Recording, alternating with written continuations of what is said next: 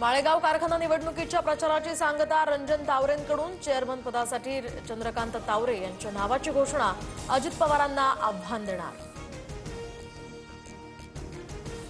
संत तुकोबा आणि संत ज्ञानेश्वर महाराजांची पालखी पुण्यनगरीत दाखल तर विठ्ठल नामाच्या गजरात पुणे दुमदुमलं। दररोज 1800 भाविकांना पांडुरंगाचं दर्शन मिळणार।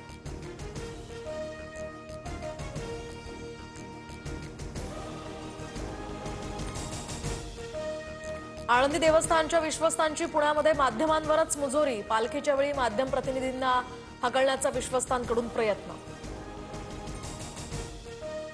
उजनी धरणातनं 10,000 क्युसेकनं भीमा नदी पात्रामध्ये पाण्याचा विसर्ग। 7 ते 8 दिवसात हे पाणी चंद्रभागेत पोहोचणार। आषाढी वारी सोहळ्यासाठी वारकऱ्यांची सोय।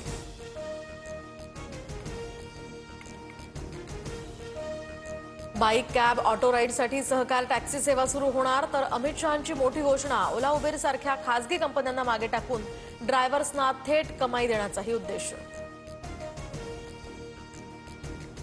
देशभरात आज 11वा आंतरराष्ट्रीय योगा दिवस साजरा। पंतप्रधान मोदींच्या उपस्थितीत विशाखापट्टणममध्ये योगाभ्यास तर नागपुरात गडकरी आणि बावनकुळेंच्या उपस्थितीत कार्यक्रम होणार।